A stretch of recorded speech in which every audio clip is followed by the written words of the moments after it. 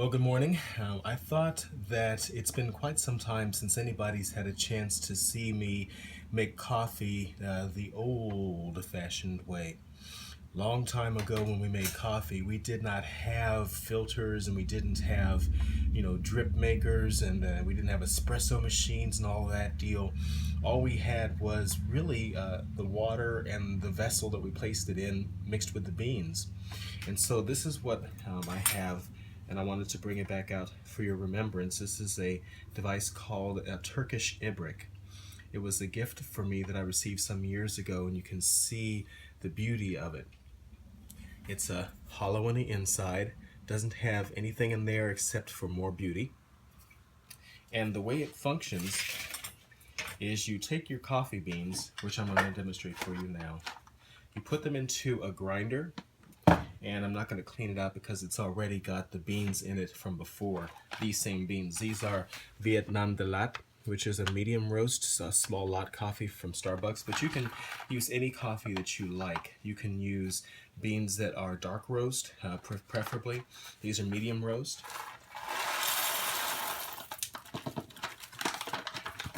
Just going to place just enough in there for if I were making a drip coffee, it will be enough to make about 4, maybe 5 cups. When you grind it in a grinder, this is one of the few times it's okay to use a blade grinder as opposed to a burr grinder, because a blade grinder usually gives you very uneven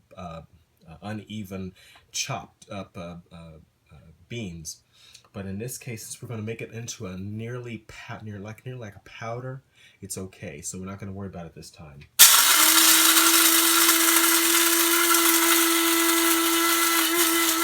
And let it run for an extra long time.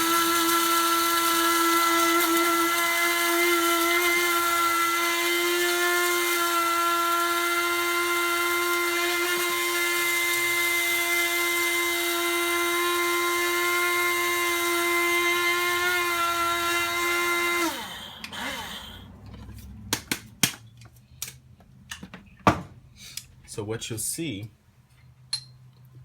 is these beans have now turned into something like a powder. It's very fine. There's no what you're accustomed to in the store where it's got at least a little bit of grind to it. You can still see the pieces, but here it's all fine powdery like. Get your fingers in there and you can see how it's, okay. So what we do now is we go ahead and we put the beans in there. I'm going to measure it just to make sure we have it correct. Use a 2 tablespoon measurer.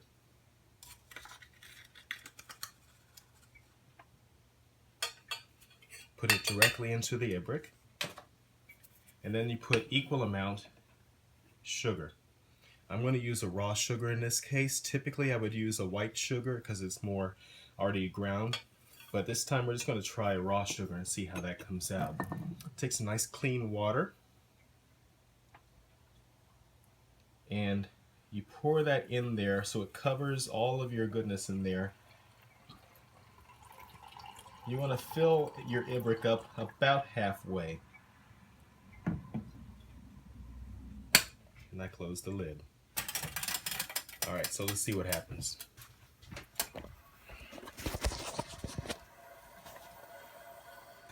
We'll loose the lid so you can see what's happening. I've placed it now onto the burner, and you can see how the grinds are in there, and they're just sitting. They're not doing anything just yet because I just put them on.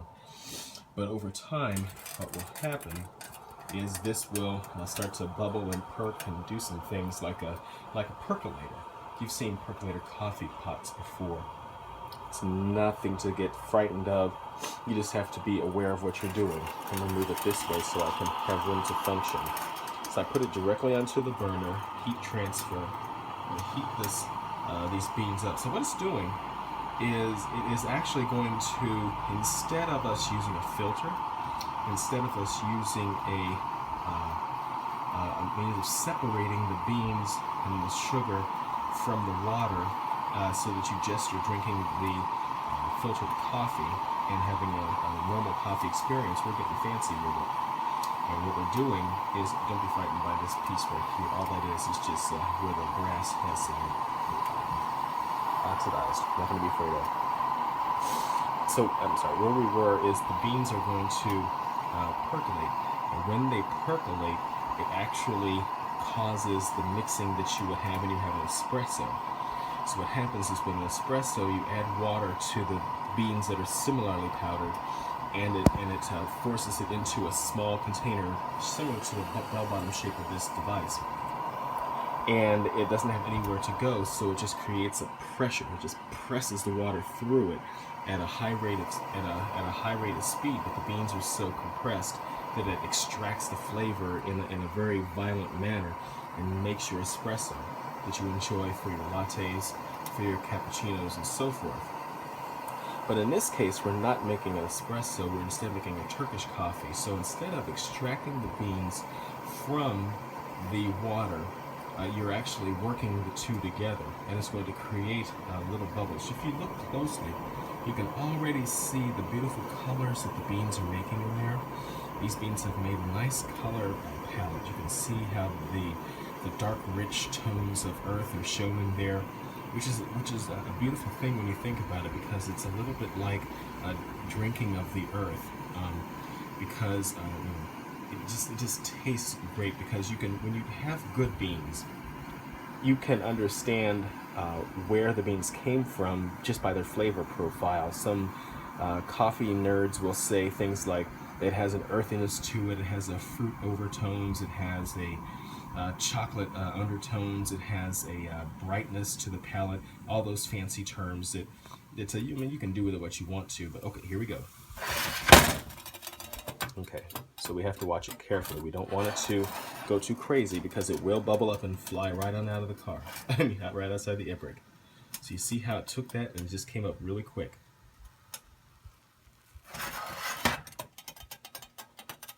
Okay.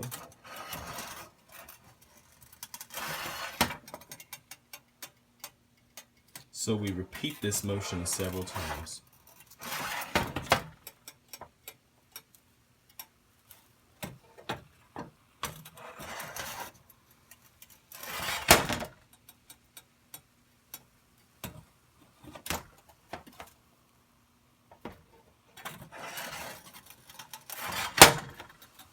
You don't want it to boil over, otherwise it'll be all over the stove, and that's a bad move.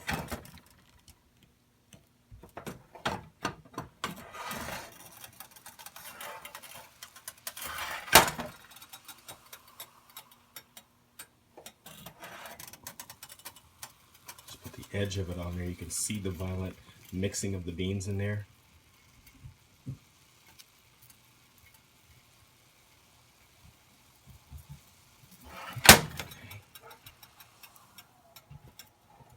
Just one more time, and we are ready.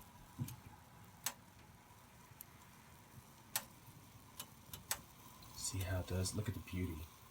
I wish you could smell this. Oh, I wish you could smell this. This is incredible how it smells. Okay, that's all we need. We'll go ahead and close it up now. Now, the beans are mixed in there. The sugar is mixed in there. We're going to go ahead and enjoy. You simply pour.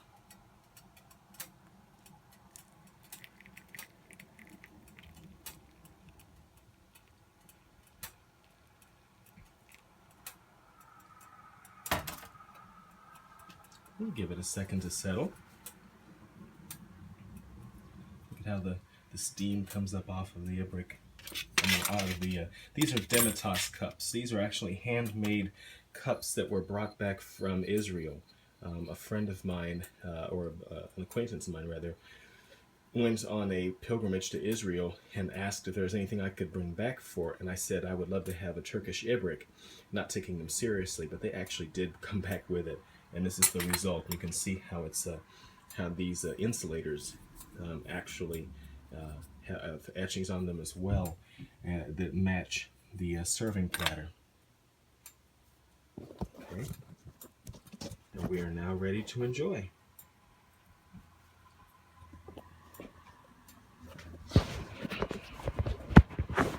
Sorry. Now ready to enjoy.